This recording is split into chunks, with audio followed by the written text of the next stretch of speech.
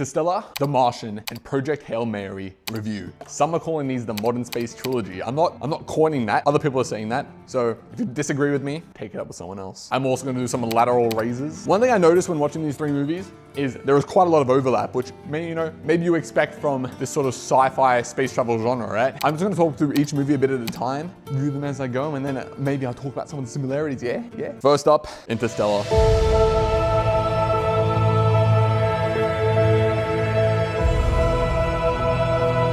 Where do I begin? Interstellar came out in 2014, directed by Christopher Nolan, and starring Matthew McConaughey, with a few other big names like Anne Hathaway as Dr. Brand, Jessica Chastain as Murphy, and Matt Damon as Dr. Mann.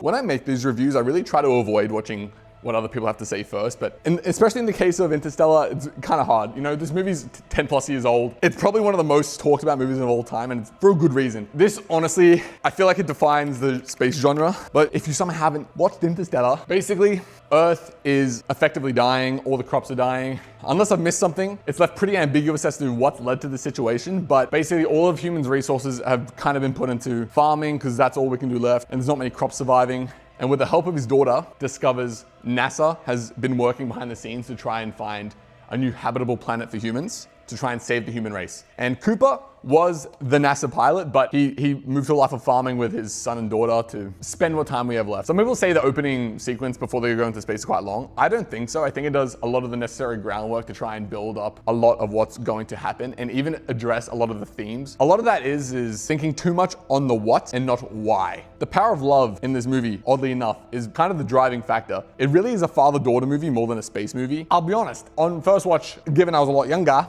I don't think you fully appreciate it as you do the more times you watch it. All three of these movies are super rewatchable to a crazy extent, I'm gonna say.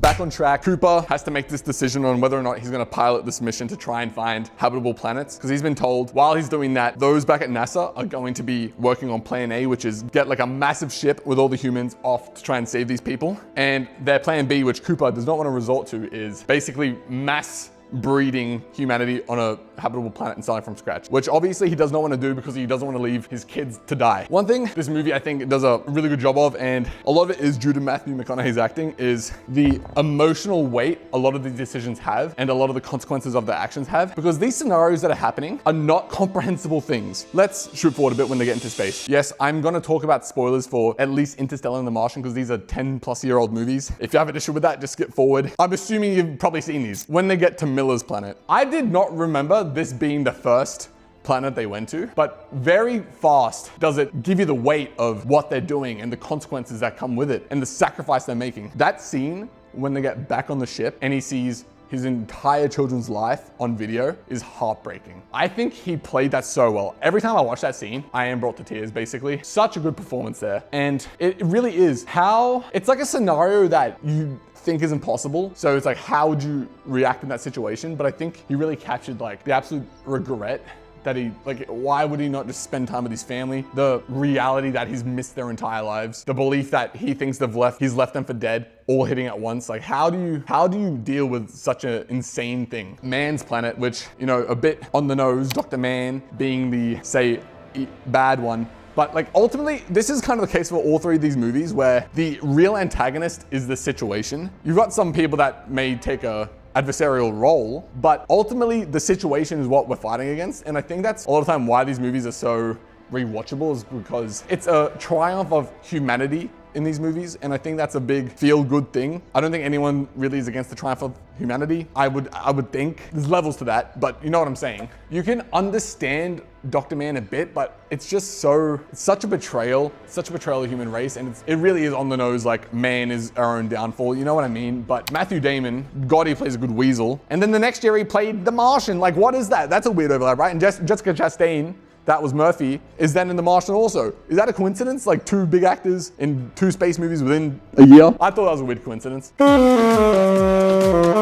I used to not like Dr. Brand, Anne Hathaway's character. I thought she was kind of annoying and misguided. Like when she wanted to go to her boyfriend's planet because love is the most, powerful force in the universe. It's a bit weird. Because one thing all three of these movies get really well is a lot of their science, even though it's science fiction, is grounded in reality. A lot of the reasoning and logic they use applies, like you can infer it as someone not in this world. And any information that you might not understand, they give to you. Like I've seen some people saying a lot of the things happen in Interstellar are kind of confusing, but I think like you're watching with your ears blocked. Like, I'm not saying you need to be some scientist, but if you have like a general understanding of how the world works, alongside the information they give you in the movie, it's very straightforward and easy to understand. Just to get through this, because I gotta get through the other two movies. When Cooper goes to the Tesseract, you know, which is kind of the biggest sci-fi aspect out of any of these movies, you know, actually maybe debatable with Project Hail Mary, it really puts together the whole idea of the father-daughter relationship and the power of love being the strongest force in the universe, stronger than gravity, stronger than time, all these things. That is what brings us together, and that is what saved Cooper and humanity in that moment. And it puts a lot of the other things in perspective, especially a lot of the stuff Dr. Brand was saying. And I didn't even mention how a lot of the third act of the movie is more focused on Murphy, kind of making these connections with her father and all these things coming together. It is such a good movie, and the soundtrack has got to be one of the best soundtracks ever, if not the best. I feel like everybody knows Cornfield Chase. I can't put into words how perfect the soundtrack is for this movie. It elevates all the emotional weight.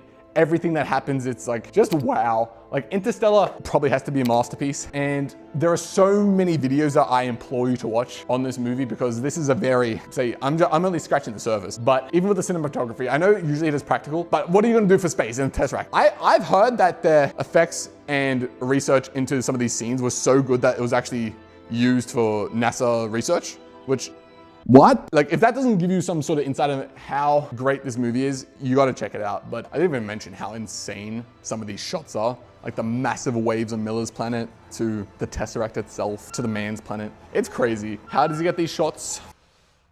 I think Interstellar has to get a 10. I gotta give Interstellar a 10 out of 10. I gotta move on. Next up, The Martian.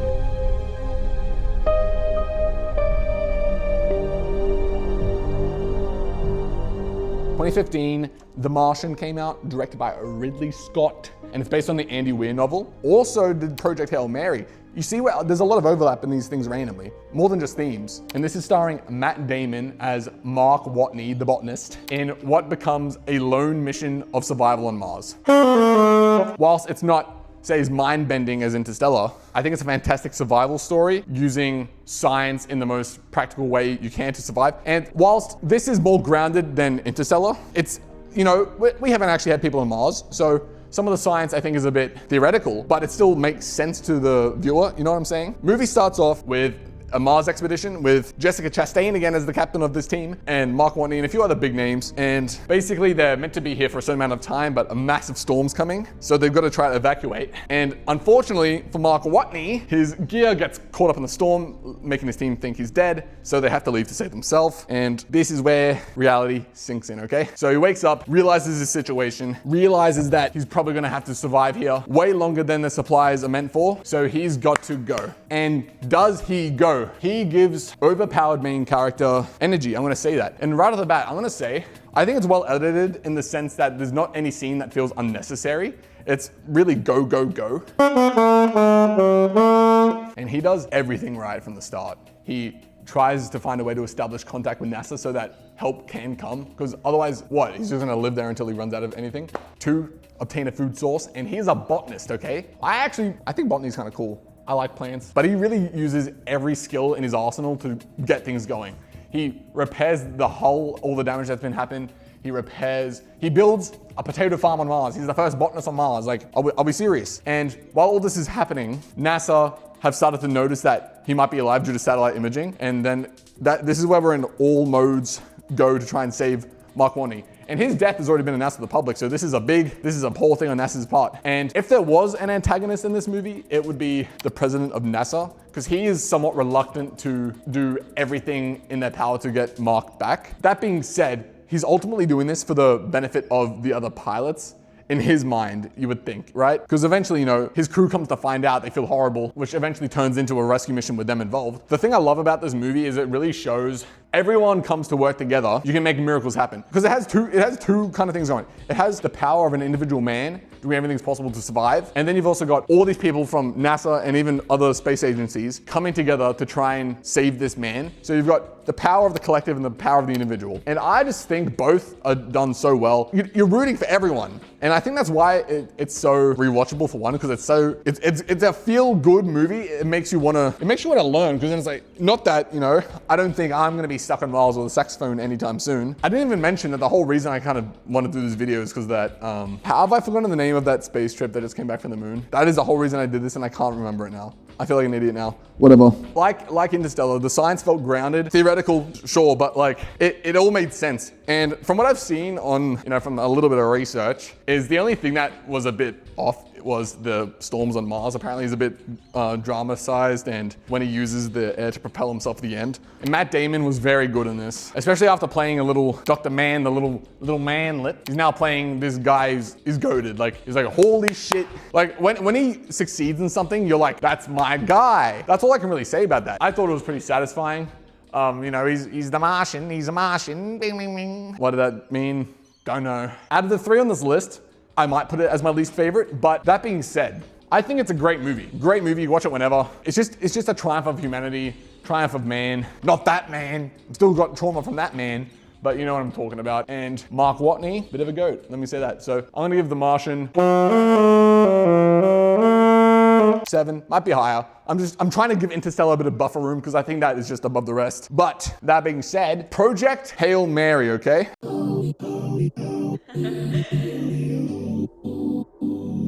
When I say I wasn't expecting this movie to be good, I wasn't expecting this movie to be good. So Project Hail Mary is another Andy Weir novel, and this time it's starring Ryan Gosling. It is a bit of a similar situation to Interstellar, where the Earth is at risk of dying, and they've been sent on this mission to try and find the cure for it, let's say. And I'm gonna try to be a bit more mild with spoilers on this one, since it is a new movie. But if you're worried about any spoilers at all, maybe just skip past this and come back. When this movie started coming out and I saw the reviews of Crazy, I thought, huh? I didn't even know it was a space movie, which is probably just me being a bit oblivious. But when I went to watch it, I was pleasantly surprised. Rocky, what an adorable guy. You like Rocky? I like Rocky.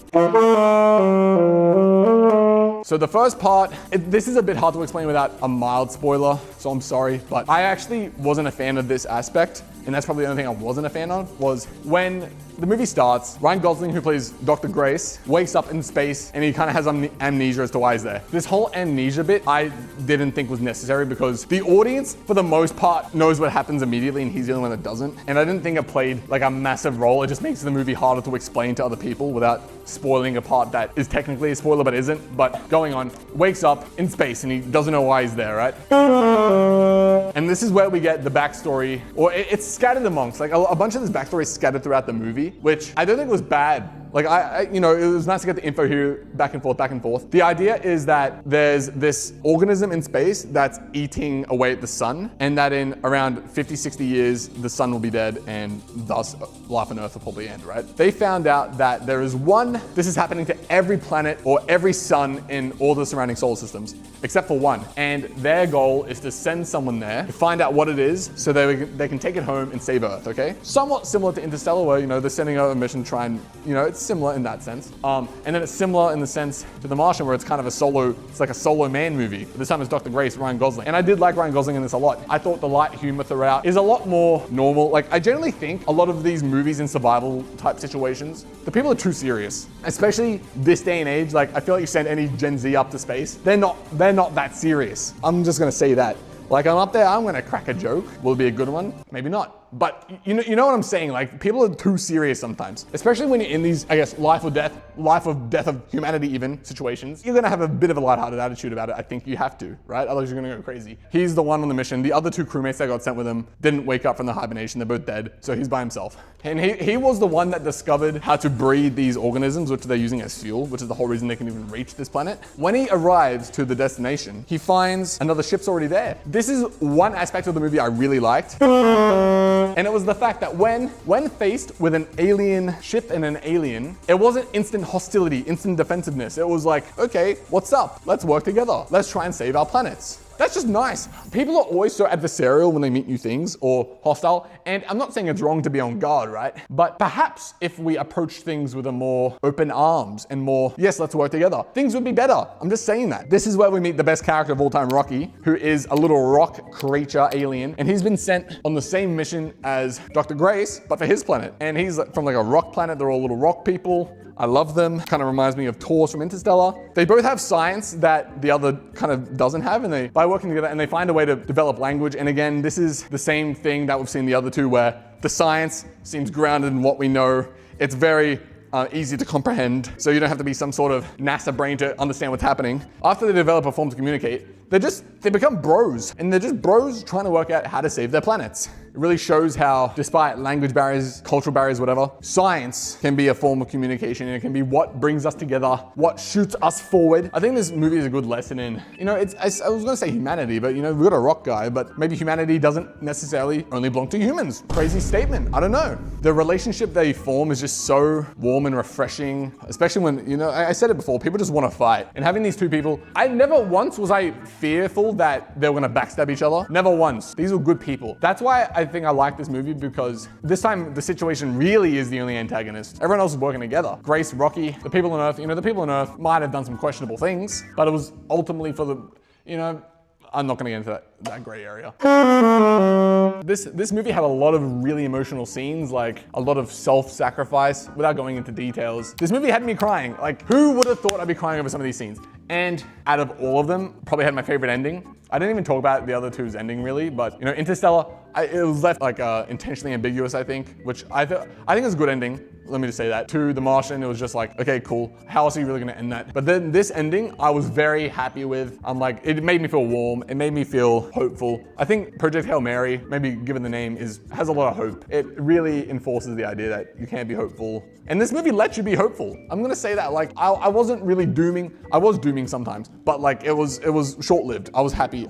This movie just made me very happy. It's a very happy watch. This is definitely gonna be a movie I come back to watch a lot. Grace is probably the most unlikely hero out of these three movies, and he's just very nice guy. Like, it's really just Ryan Gosling being himself, but I think it works a lot in this movie. Friendship, companionship, this wasn't really in the other two. So that's where it stands apart, I would say. But all in all, Project Hail Mary, I've also only seen this one time versus the other two I've seen many times. I even want to give this a,